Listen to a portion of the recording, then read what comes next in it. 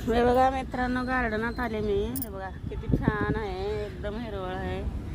एवढं छान छान पानं. हे बघा किती लहान पानं आहे तिथं. आणि इकडं बघा कसलं हिरवगार आहे. मी लहान होते मित्रांनो, आमची आई गार्डनमध्ये कामाला जायची. एवढं काम करायचे आमची आई. मी काय तर 10 वर्षाचे होते तेव्हा आमची आई कामाला लागले ते. आता आमची आई ना 5-6 वर्ष झालं काम सोडून बघा. आता थकली म्हणून कामावरून काढले, तिला रिटायर केले. 10 वर्षाची मी असताना माझी आई काम करायची. मीच घरामध्ये मोठे होते, सगळे लहान लहान होते. तर मी आईला ना डबा घेऊन जायची गार्डनमध्ये. कसं मला येते तसं मी भाकरी बनवायची, चटणी बनवायची, आईला घेऊन जायची गार्डनमध्ये डबा मी जेवायला. मग माझी आई ना सगळ्यांना बायकांना दाखवायची, बघा कसं बनवली, एवढी लहान आहे तर म्हणून. तेव्हाच मला सगळं आठवण आहे बघा.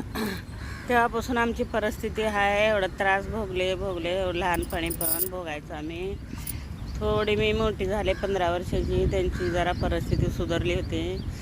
15 वर्षाची झाली, 15 वर्षात लग्न पण झालं. मग परत मला तेच त्रास झाला पुढं. तेव्हापासून त्रास आहे ते अजूनपर्यंत त्रास चालूच आहे बघा. ते का संपलेलं नाही, असं त्रास आहे. मग आता यूट्यूबचं चॅनल खोलले मी की यूट्यूब मला मदत करेल काहीतरी, जरा मला सुख होईल म्हणले. पहिल्यापासून एवढं त्रास भोगले मी.